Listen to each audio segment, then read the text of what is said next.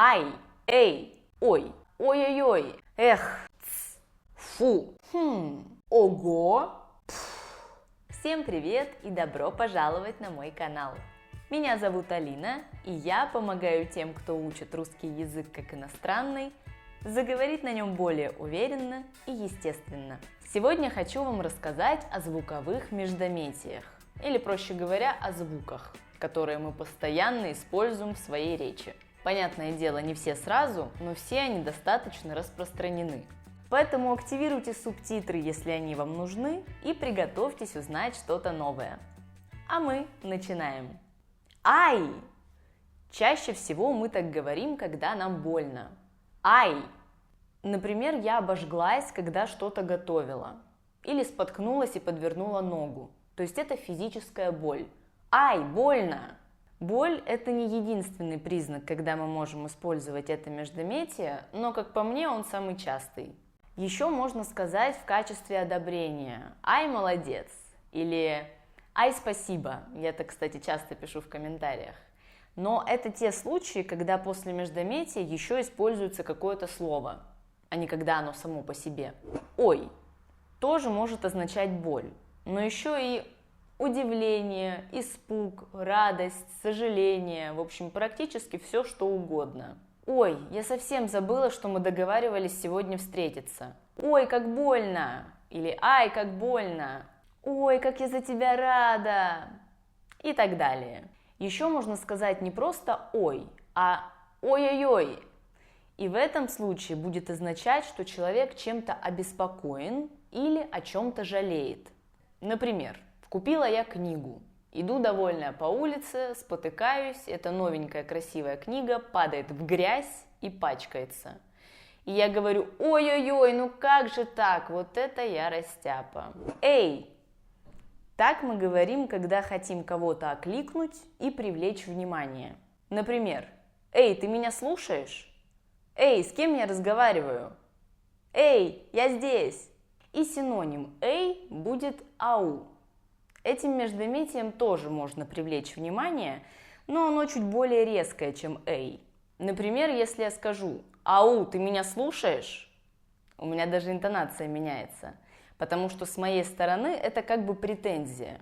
Я тут стою, распинаюсь перед тобой, рассказываю, а ты в этот момент думаешь о чем-то другом. Но не всегда «ау» подразумевает претензию. Человек таким образом вас может просто окликнуть. «Ау, ты где?» Эх. Это звук сожаления. Эх, жалко, у меня шоколада с собой нет, так бы я тебя угостила. Эх, вот бы сейчас в отпуск. Эх, надо было послушать тебя и не ехать гулять в мороз. Тс. Этот звук используется для того, чтобы призвать кого-то к тишине. Тс. Смотри фильм, а не разговаривай. Тс. Тихо, мама спит. Ну тише, дайте послушать. Фу! Этим звуком мы выражаем отвращение или недовольство. Например, когда вы что-то едите, и вам это не нравится. Фу, как невкусно!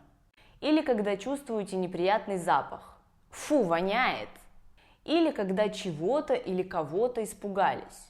Фу, как ты меня напугал! Но еще так можно выразить ощущение усталости, облегчения, или когда вам просто жарко. Фу, какая жара. Фу, устал. Фу, пронесло. Иногда к фу еще в конце можно добавить х. Но это как раз больше про облегчение. Фух, пронесло. Используется для выражения сомнения или размышления. Когда у нас что-то спросили, и мы об этом задумались. Ты знаешь, я раньше об этом никогда не думала. Надо подумать. Даже не знаю, что сказать. Это звук сомнения, пренебрежения, недовольства. Когда мы слышим что-то неприятное, возможно, не то, что хотели бы услышать. К примеру, вам говорят, вам нужно заплатить штраф 5000 рублей. И ваша реакция я на 1000 рассчитывал. То есть это что-то да ну, да нет, своего рода отрицание. Да не хочу я платить 5000 рублей. но при этом понимаю, что мне от этого никуда не деться. Вот это я попала. Или еще так можно сказать, когда вы уверены, что сможете без каких-либо трудностей сделать то, о чем вас просят. Например, можешь пожарить на ужин картошку? Легко. Ух ты! Это восторг, восхищение, удивление. Ух ты, как красиво! Ух ты!